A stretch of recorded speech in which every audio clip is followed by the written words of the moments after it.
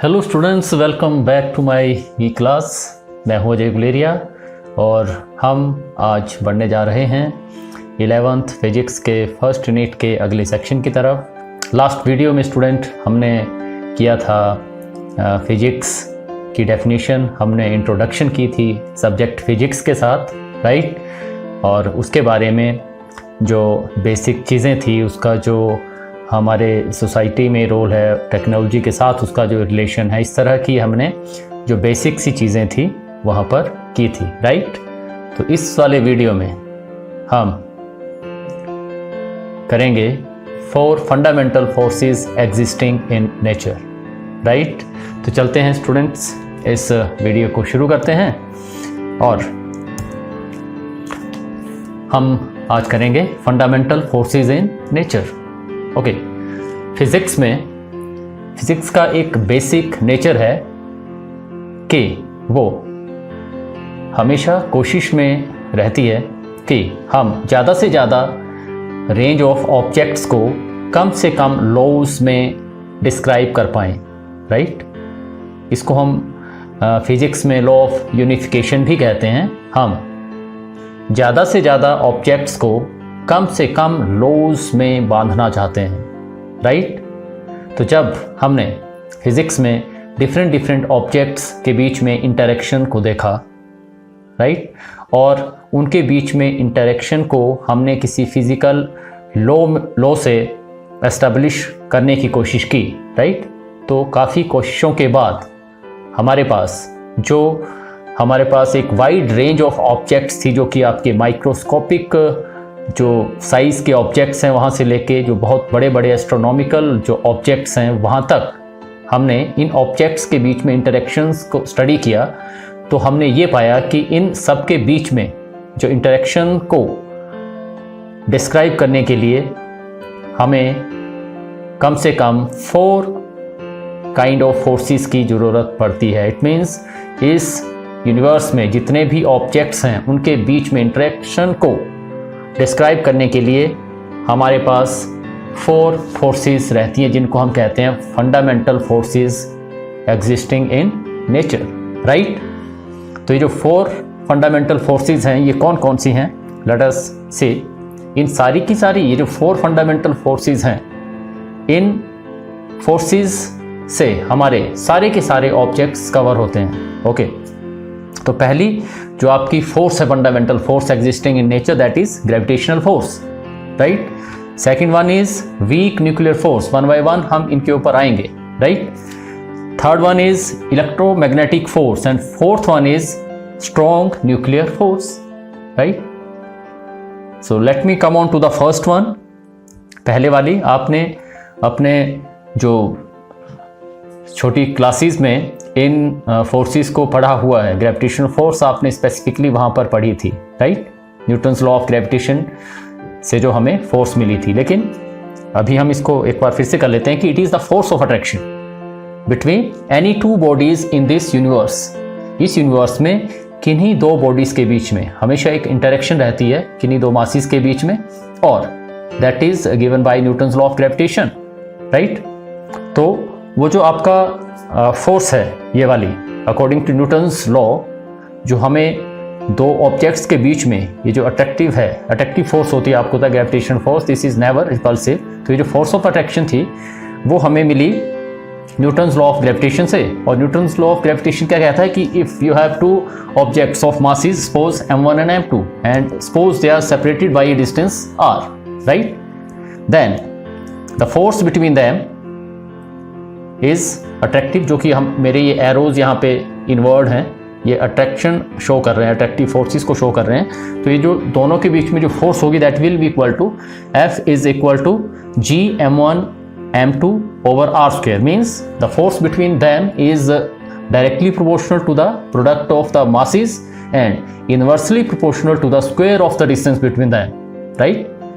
अब प्रोपोर्शनैलिटी जो यहाँ पर आई थी, उस चीज़ को हमने वहाँ पे क्या लगाना पड़ा, हमें वहाँ पर कांस्टेंट ऑफ प्रोपोर्शनैलिटी, और वो लगाया हमने capital G, and capital G is nothing but universal gravitational constant, right. So we come on to the properties of gravitational force. Gravitational force की प्रॉपर्टीज क्या क्या हैं? Number 1, it obeys inverse square law, right. हमने जब अभी इसकी जो definition हमने दी थी वहाँ पर भी हमने वो फिगर ड्रॉ की थी। एक बार हम फिर से कर रहे हैं। हमारे पास दो मासीज हैं, दो बॉडीज़ हैं जिनके मासीज क्या है, M1 और M2 हैं, और they are separated by distance r, और इनके बीच में क्या लगेगी? एक अट्रैक्टिव फोर्स लगेगी। दोनों एक दूसरे को क्या करेंगे? अट्रैक्ट करेंगे, राइट। तो हमारी जो फर्स्ट प्रॉपर्टी है that says it obeys inverse square law. तो हमारे पास जो फॉर्मूला था, उस फॉर्मूला में क्या था कि वो जो फोर्स है according to Newton's law of gravitation, that is inversely proportional to, here that is to the square of the distance between them, right। जब भी कोई भी फोर्स ये वाला रूल फॉलो करती है जिसमें कि फोर्स जो होती है वो उनके बीच में डिस्टेंस के स्क्वायर के इनवर्सली प्रोपोर्शनल हो, राइट। तो उन फोर्सेस को हम कहते हैं कि they follow inverse square law, right। Then comes second property of gravitational force, that is it is always attractive in nature, right। बाद में आप इलेक्ट्रोस्टैटिक फोर्स पढ़ोगे, आपने पहले पढ़ा भी है इसके बारे में कि वो जो लाइक चार्जेस होते हैं वो एक दूसरे को क्या करते हैं? वो रिपेल करते हैं, और अनलाइक चार्जेस एक दूसरे को अट्रैक्ट करते हैं। लेकिन जो ग्रेविटेशनल फोर्स है that is always attractive in nature, right. Third is it is a long range force that is extends up to infinity. इसका जो इफेक्ट है वो बहुत लॉन्ग रेंज का होता है। अगर आपके पास यहाँ पर एक कोई छोटा सा ऑब्जेक्ट भी है, राइट, तो आप अगर बहुत दूर का कोई ऑब्जेक्ट लेते हो, इवन आपका एस्ट्रोनॉमिकल डिस्टेंस के ऊपर इतने बहुत दूर आपका कोई ऑब्जेक्ट है, तो वो भी पक्का आपके पास जो ऑब्जेक्ट वो पड़ा हुआ है उसके ऊपर वो पक्का फोर्स लगाएगा, because its range is very long range and that extends up to infinity। बहुत दूर दूर तक इसका इफेक्ट रहता है। Fourth is graviton is it's field particle और फोर्स कैरियर। ये एक बहुत हाइपोथेटिकल कॉन्सेप्ट है, राइट। इसके बारे में अभी तक भी काफ़ी कॉन्ट्राडिक्शंस रहती हैं, लेकिन फिलहाल जो मोस्ट एक्सेप्टेड जो ये फैक्ट है वो हम इस सेक्शन में, इस वीडियो में फर्निश करेंगे, क्योंकि हमें चारों की चारों फंडामेंटल जो फोर्सेस हैं उनके बारे में ये वाली चीज़ बारी बारी से करनी है। तो ये कॉन्सेप्ट कहाँ से आता है?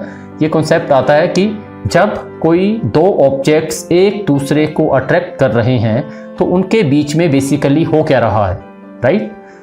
क्या उनके बीच में वो क्या प्रोसेस चल रहा है जिसके कारण कि वो एक दूसरे को क्या कर रहे हैं? अट्रैक्ट कर रहे हैं। तो हमारे पास एक हाइपोथेसिस वहाँ पे आती है, एक थ्योरी आती है कि पक्का इनके बीच में कोई पार्टिकल जो है वो कॉन्टिन्यूसली क्या हो रहा है? एक्सचेंज हो रहा है, जो कि उस फोर्स का कारण बन रहा है, राइट। तो उस हाइपोथेटिकल वो जो आपका पार्टिकल है उसको हम क्या कहते हैं? उसका फील्ड पार्टिकल या फिर फोर्स कैरियर, कि वो फोर्स कैरी कर रहा है हम दोनों के बीच में, right.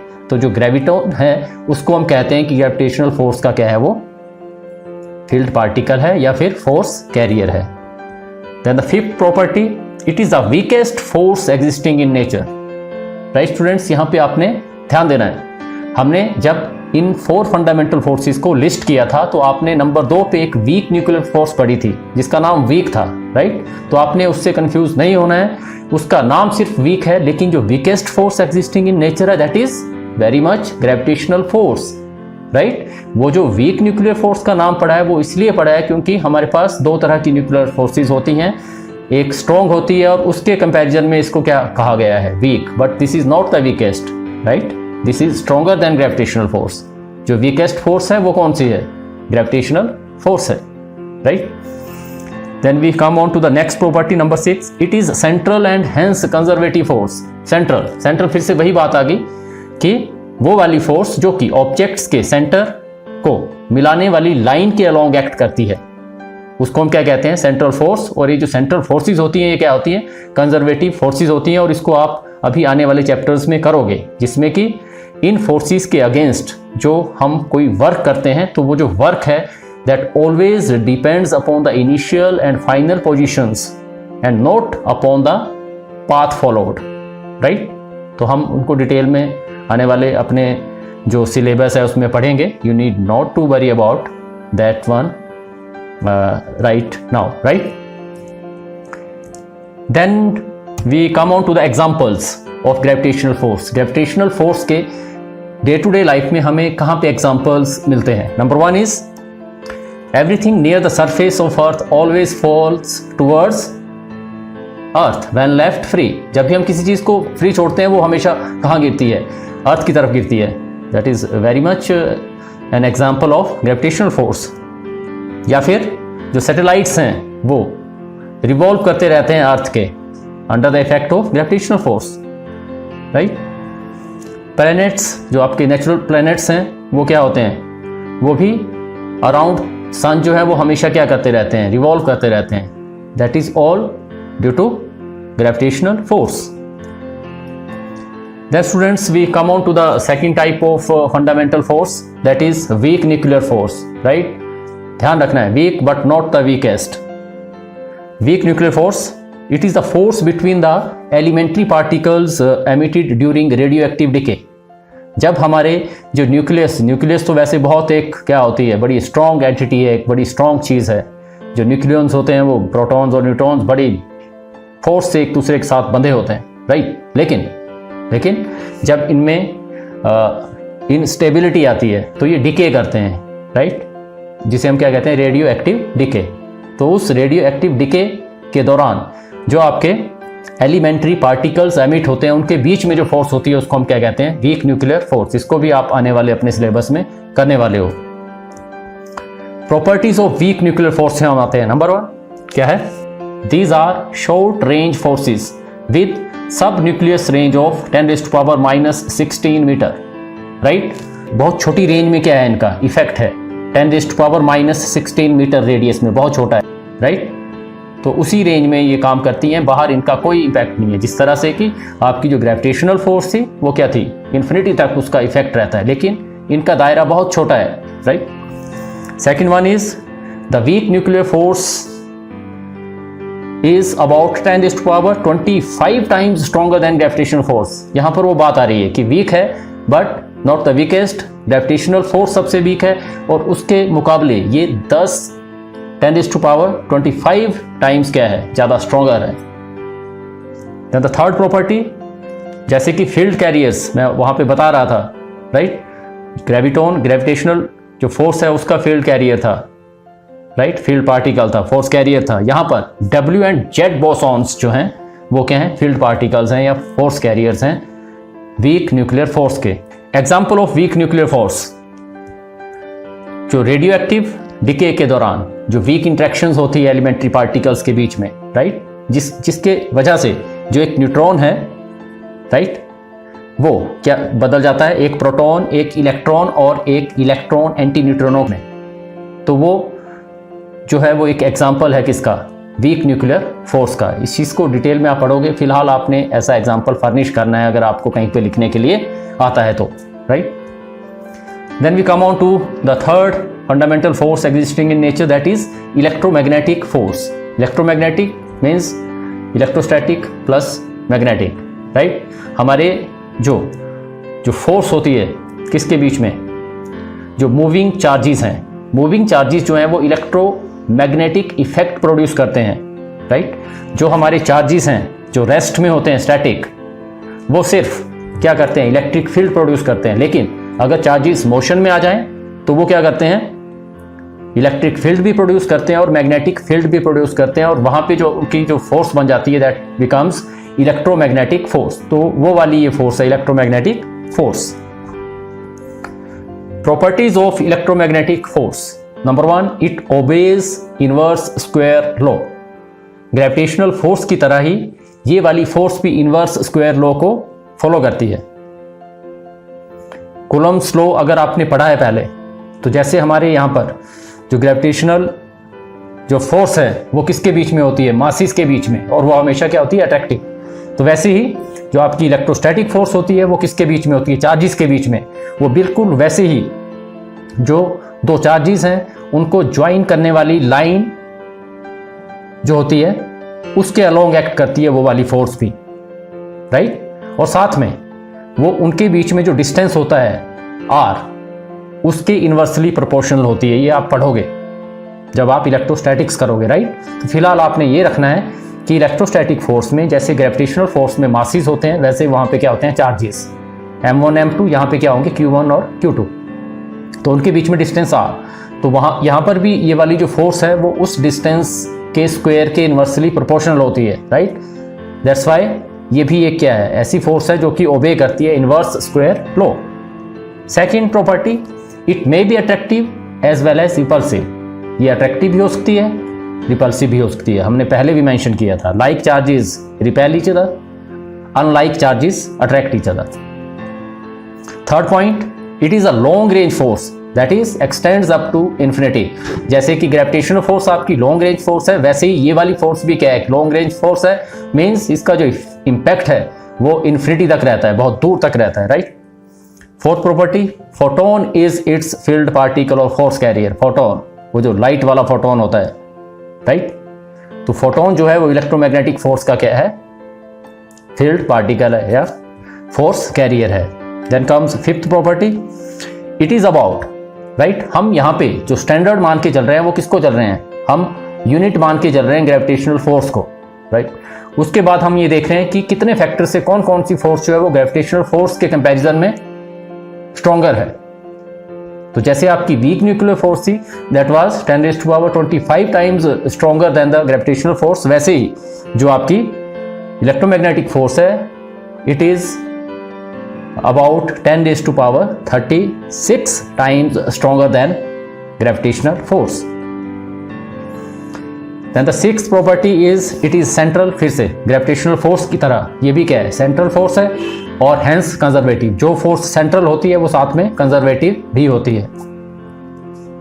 Then we come on to the examples of electromagnetic force. तो इसके एग्जांपल्स कौन से रहते हैं, हमारी जो इलेक्ट्रिक मोटर्स होती हैं उसमें जो कॉइल है वो घूमती है, जैसे पंखा होता है या कोई भी घूमने वाली जहाँ पर मैकेनिज्म इन्वॉल्व होता है, वहाँ पर जो आपकी कॉइल होती है अंदर वो इलेक्ट्रोमैग्नेटिक फोर्स के प्रभाव में, इफेक्ट में क्या करती है, रोटेट करती है और आपके जो मोटर्स हैं उनमें वो काम आती हैं फिर, राइट।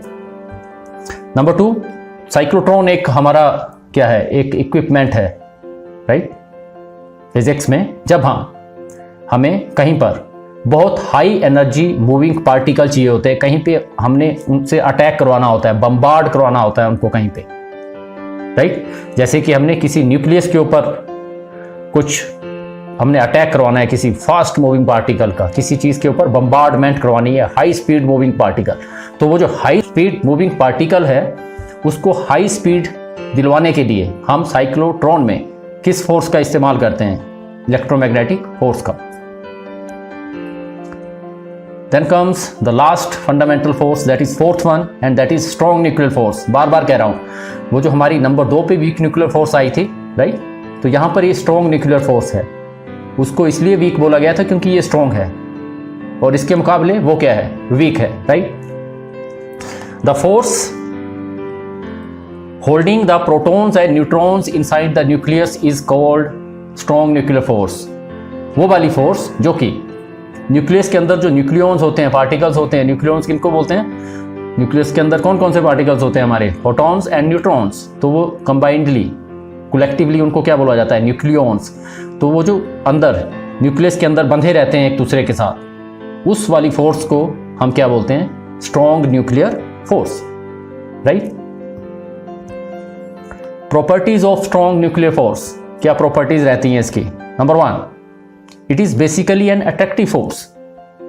ये क्या है, एक अट्रैक्टिव फोर्स है, बहुत ज्यादा अट्रैक्टिव फोर्स है, क्योंकि इसका काम ही क्या है, न्यूक्लियस को बांध के रखना। इसके जो पार्टिकल्स हैं, प्रोटॉन्स और न्यूट्रॉन्स, वो एक दूसरे से क्या करते हैं, बंधे रहते हैं, राइट।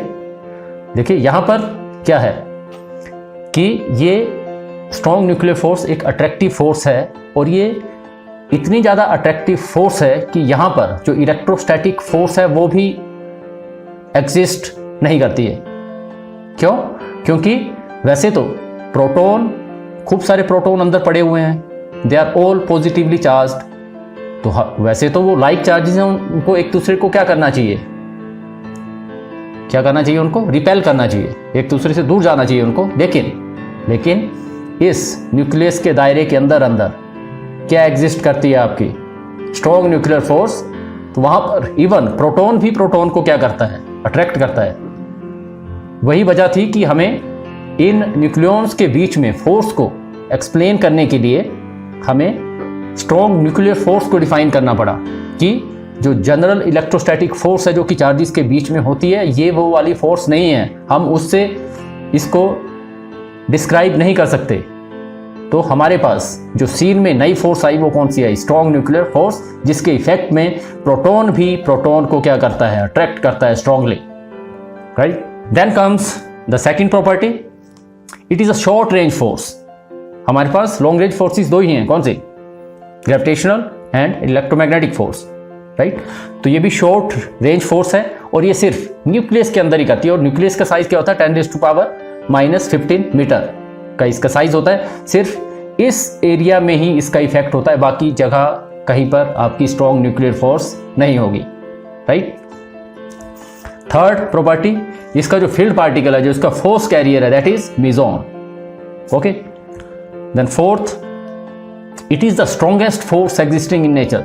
स्ट्रॉन्गेस्ट फोर्स है ये जो कि नेचर में एग्जिस्ट कर रही है, राइट। और अगर ग्रेविटेशनल फोर्स से इसको कंपैरिजन करें तो this is about 10⁻38 times stronger than the gravitational force, right? Then comes next property, it is non-central and hence non-conservative force, right? ये central नहीं है, सिर्फ central और conservative आपकी दो ही forces है, कौन कौन सी, gravitational force and electromagnetic force.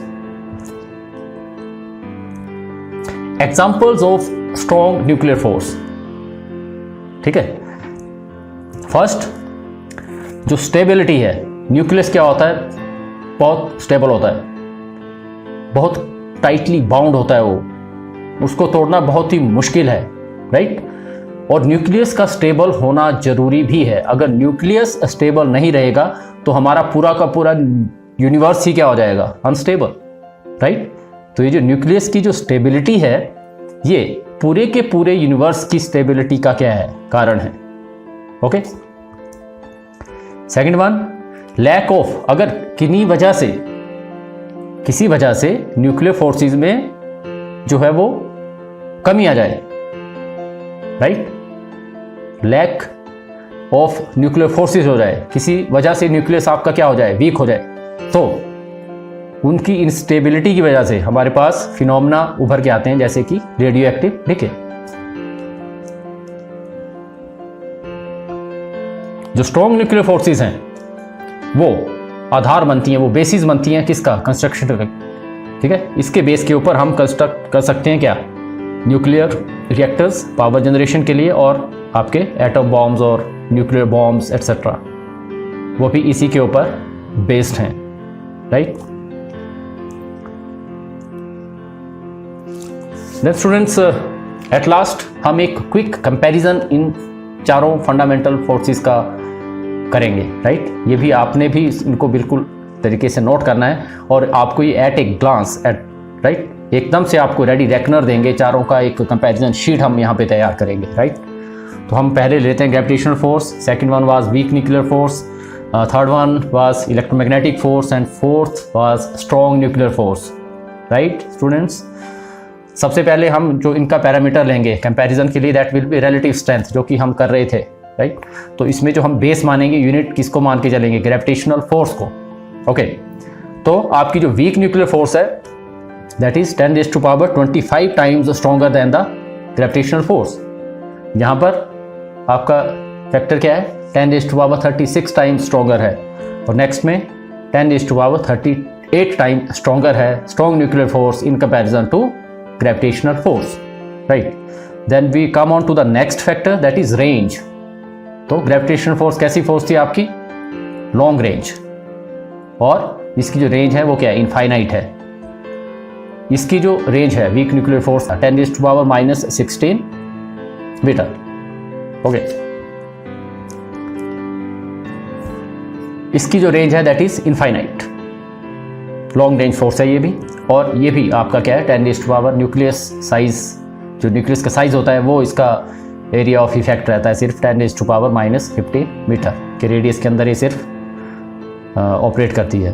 Field particle gravitation force में ग्रेविटॉन, इसमें W and Z bosons, electromagnetic force में photon and last one strong nuclear force में meson, right. Then operates between, किन ऑब्जेक्ट्स के, किन पार्टिकल्स के बीच में ये ऑपरेट करती हैं ये फोर्सेस। ग्रेविटेशन फोर्स हर सारी की सारे जितने भी ऑब्जेक्ट्स हैं उन सब के बीच में क्या होती है, ग्रेविटेशनल फोर्स होती है। वीक न्यूक्लियर फोर्स को किसके बीच में होती है, वही रेडियोएक्टिव डिके के दौरान जो एलिमेंट्री पार्टिकल्स वहाँ पे अपीयर होते हैं, इन्वॉल्व होते हैं, उनके बीच में क्या होती है, आपकी वीक न्यूक्लियर फोर्स होती है। इलेक्ट्रोमैग्नेटिक फोर्स किसके बीच में होती है, मूविंग चार्जेस के बीच में। And strong nuclear force obviously nucleons के बीच में, मीन्स प्रोटॉन्स और न्यूट्रॉन्स के बीच में, या फिर प्रोटॉन और प्रोटॉन के बीच में, या फिर न्यूट्रॉन और न्यूट्रॉन के बीच में, सब एक दूसरे को अट्रैक्ट कर रहे हैं वहाँ पे।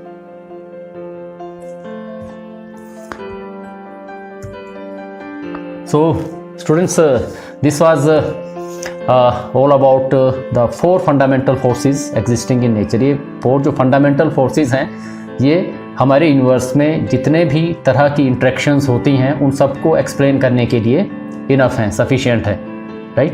तो इस वीडियो के लिए आज इतना ही। अगले सेक्शन में हम इस यूनिट के अगले टॉपिक्स की तरफ चलेंगे। होप कि आपको ये 4 फंडामेंटल फोर्सेस के बारे में जो ब्रीफ इंट्रोडक्शन थी और इनका जो क्विक कंपैरिजन था वो समझ में आया है। एक बार आप फिर से वीडियो देख लें, अगर आपको कहीं पे कोई डाउट होता है तो आप पक्का कमेंट सेक्शन में कमेंट करें, राइट। इसी तरह के वीडियोस हम आपके लिए लाते रहेंगे। तो आज के लिए सिर्फ इतना ही, मिलते हैं फिर से अगले वीडियो में। Keep studying, keep revising, have a nice time, good bye.